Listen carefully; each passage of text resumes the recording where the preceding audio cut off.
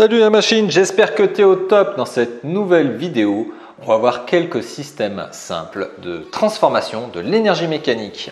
Allez, c'est parti!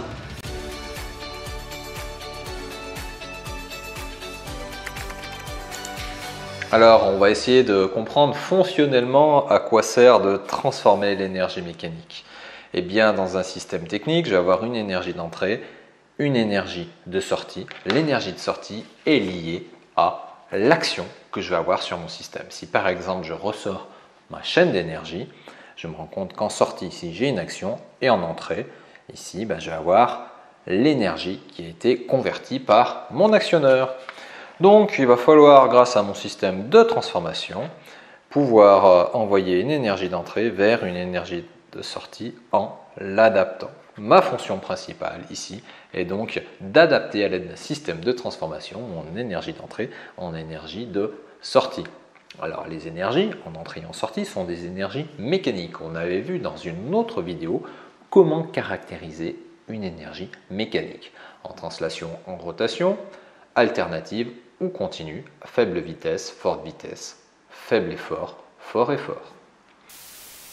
Premier système simple de transformation et d'adaptation du mouvement, ce sont les engrenages. Un engrenage, c'est un couple de roues dentées, qui roulent l'une sur l'autre. Alors bien sûr, il existe des roues dentées avec des dentures extérieures, comme ceci. Donc quand celle-ci tourne dans ce sens-là, l'autre tourne dans l'autre sens. Le contact se fait à l'aide de dents qui ont un profil bien particulier, qui vont faire que quand le contact se fait à l'extérieur de la roue, je change le sens de rotation.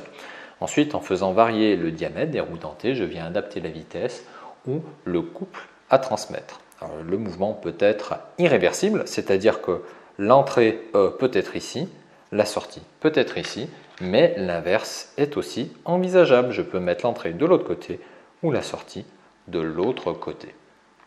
Alors, il existe d'autres types de roues dentées, des roues dentées à denture intérieure par exemple, c'est-à-dire que je vais pouvoir faire rouler une denture extérieure, celle-là, dans la denture intérieure, comme ceci.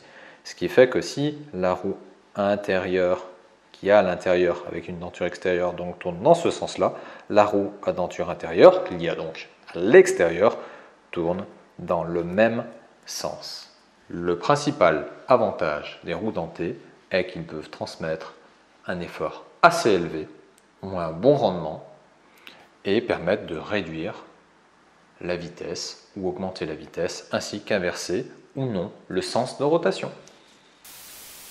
En système fonctionnellement proche, c'est-à-dire qui sert à peu près à la même chose, il y a les systèmes à chaîne et courroie.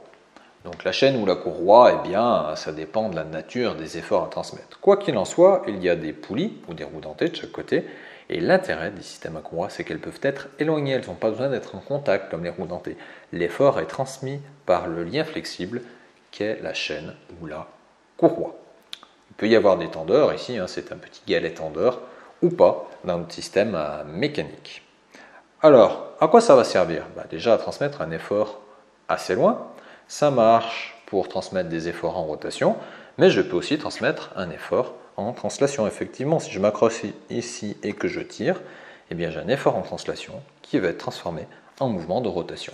Ça fait aussi de la transformation de mouvement.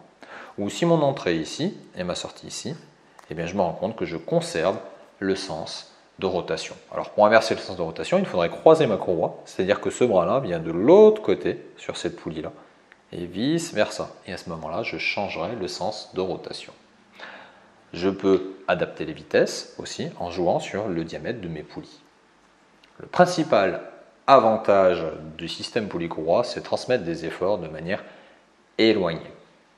Enfin, le système poulie-courroie est entièrement réversible. Si je fais tourner celle-là ou celle-là, ça revient exactement au même. Et même chose, si je tire là, eh bien je fais tourner là. Si je fais tourner là, je peux tirer là. Le système à pignon crémaillère. Une crémaillère, c'est une barre avec des dentures dessus. Le pignon, lui, est denté aussi. Donc si je fais tourner par exemple mon pignon dans ce sens-là, eh bien la crémaillère va venir se déplacer dans ce sens-là. C'est un système entièrement réversible. Je vais pouvoir tirer la crémaillère, ça fera tourner le pignon, ou tourner le pignon, ça fera bouger la crémaillère. J'ai changé la nature du mouvement, je suis passé d'un mouvement de rotation à un mouvement de translation, ou vice-versa. Et mon mouvement ici, si j'ai une rotation continue, j'aurai une translation continue aussi de l'autre côté.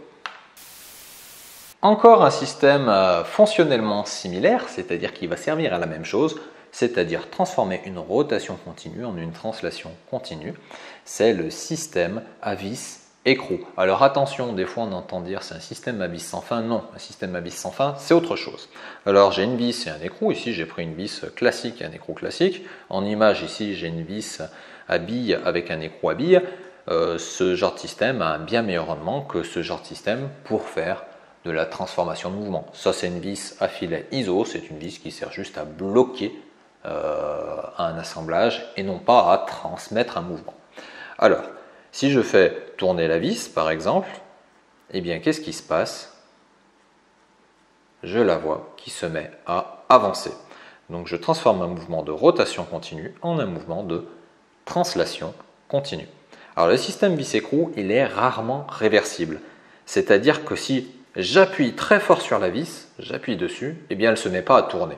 Alors, ça serait possible qu'elle se mette à tourner, mais il faudrait que l'angle d'hélice, c'est-à-dire ici l'inclinaison des filets, soit vraiment très élevé. Alors on arrive à trouver des systèmes à vis écrou continu dans le cadre où on a des systèmes avec haut rendement, comme par exemple des vis à billes. Ça a comme intérêt aussi de beaucoup réduire, c'est-à-dire qu'il faut que je tourne beaucoup pour un déplacement faible. Je réduis de beaucoup la vitesse dans un encombrement très faible. Pour terminer, voici le dernier système que je vous présente qui est un système bielle-manivelle. Alors la bielle, c'est cette barre-là, c'est une barre qui est en liaison pivot de part et d'autre. C'est le terme technique pour désigner ce genre de pièce. Et la manivelle, c'est cet ensemble ici qui va se mettre à tourner avec un pivot qui est légèrement excentré. On appelle ça un maneton. Alors dans un moteur, on n'appelle pas ça une manivelle, on appelle ça un vilebrequin. On peut trouver différents vocabulaires pour dire la même chose. Alors comment ça marche? Eh bien si je fais tourner par exemple ma manivelle en rotation continue dans ce sens-là, je vais avoir l'autre côté ici, mettons que ce soit un piston par exemple, qui va se mettre à descendre, puis arriver au point mort bas ici, le maneton va se mettre à remonter, donc faire monter le piston. Donc je transforme une rotation continue en translation alternative. Je peux aussi faire l'inverse, c'est-à-dire fournir une translation alternative et produire du coup un mouvement de rotation continue. C'est tout l'intérêt du système bielle-manivelle. Il est bien entendu complètement réversible. Alors il faut quand même faire attention, quand on arrive à ce qui s'appelle le point mort bas, c'est-à-dire le point le plus bas, eh bien quand on va venir tirer pour faire remonter, il est possible que ça se mette à tourner dans le mauvais sens. C'est pour ça que les systèmes bielle-manivelle doivent être lancés de manière à s'assurer à ce que le vilebrequin tourne toujours dans le même sens quand on arrive au niveau des points morts bas. Voilà, cette vidéo est terminée. On avait vu ensemble que pour transmettre une énergie, il fallait parfois aussi l'adapter. Donc adapter l'énergie, pour ça il existait tout un tas de systèmes techniques. On avait vu le système vis-écrou qui n'était pas réversible, qui transformait une rotation continue en une translation continue. On avait vu le système courroie-chaîne avec une poulie, courroie ou chaîne, ça revient exactement à la même chose, qui transformait une rotation en une rotation. On pouvait écarter les deux éléments en rotation, mais ça permettait aussi de transformer par exemple une translation continue en rotation continue ou vice-versa. On avait vu aussi les systèmes d'engrenage, c'est-à-dire un couple de roues dentées qui engrenaient l'un avec l'autre. Ça permettait de changer la vitesse de rotation ou le couple si on le souhaitait. Ça permettait aussi de changer le sens de rotation en fonction du type d'engrenage qu'on utilisait, à denture intérieure ou à denture extérieure. On avait vu aussi un système de transformation, de translation en rotation, continue les deux, dans un sens ou dans l'autre, qui était le système pignon-crémaillère. Et pour terminer, on avait vu le système bielle-manivelle qui transformait un mouvement de rotation continue en un mouvement de translation alternative ou vice-versa. Le système était complètement réversible. Voilà, j'espère que cette vidéo vous aura aidé à comprendre quelques éléments mécaniques simples.